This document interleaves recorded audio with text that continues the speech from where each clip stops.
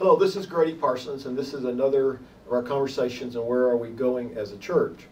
We're continuing to work our way through a book called Journey in the Wilderness by Gil Rendell.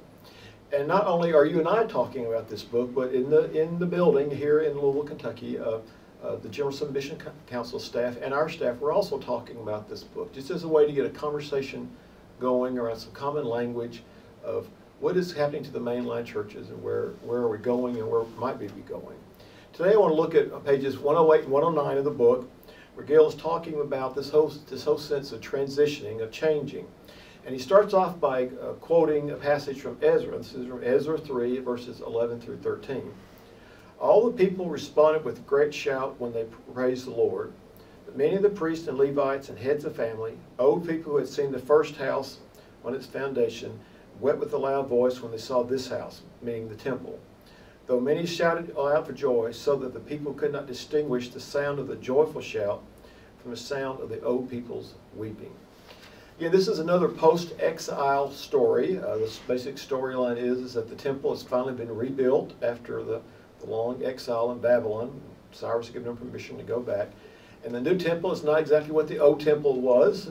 It didn't have quite as big or as grand.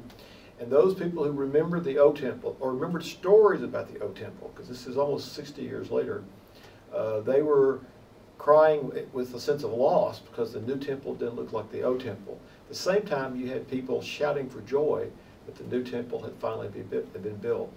This is so often true in the church. Whenever we talk about change in the church or approach change in the church, there are going to be people who will shout for joy, and there are going to be people who will cry and remember the way it was. You can go into almost any congregation that has any history and see what things have changed, and people can tell you how they were, and people can tell you how things are going to be, and there are people that are happy about the change and people that are not happy about the change. This whole sense of the loss we have.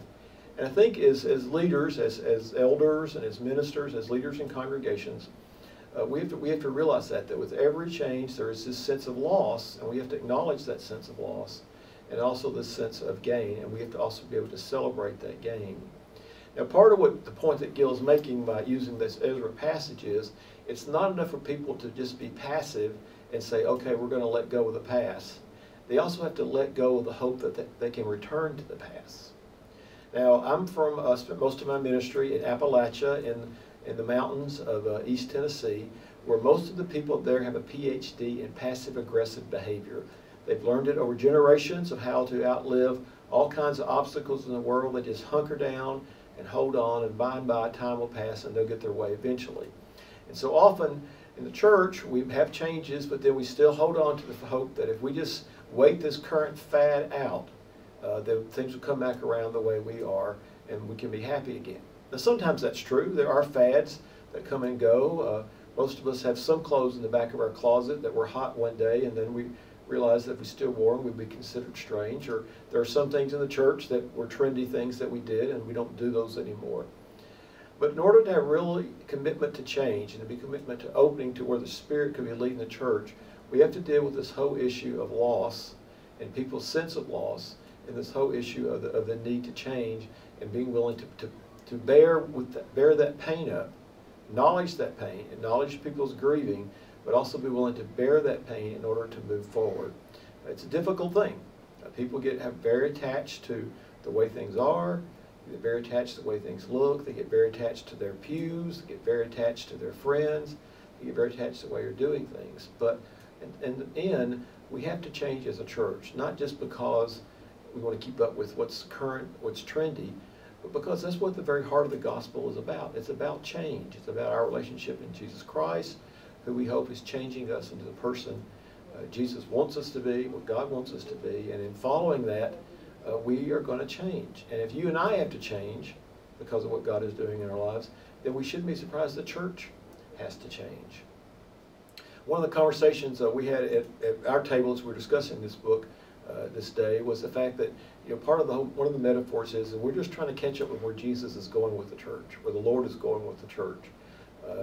God's out there. The journey in the wilderness is based on the Israelites' journey from Egypt to the promised land. Moses never saw the promised land. As a leader, he really couldn't give them a concrete vision of what it was going to look like or be like. He just gave them out this promise that they'd held in their hearts all this time. And all that wandering around, all that kind of stuff. And in the daytime, you know, they had the cloud and in the cloud of smoke, and at night they had the fire. Always out there in front of them, never catching up with it exactly, but always out there in front with them. And in that there always was the manna and the quail. There was the nourishment they needed to make it through there. I want to encourage you, in your wherever your ministry is and whatever kind of ministry you have, I want to encourage you in your church setting or you in your session setting to really think about what this Ezra passage might be saying to you, to realize that as you move forward as a church, there are always going to be people who cry, and there are going to be people who shout for joy, and those two things are givens. They're givens. And because they are givens, it's the things we have to learn to adjust to, we have to learn to hear, we have to be willing to hear, we have to be willing to let people know we understand the loss, and at the same time, we have to be willing to help people make this change and these transitions that we need to make as we seek to be the church that God is calling us to be, not just for this age, but for the days to come. So continue the conversation. I would again encourage you to get this book and read it in your own setting and have conversations where you are. And let's continue to seek where God is calling us to be as a church. Thank you.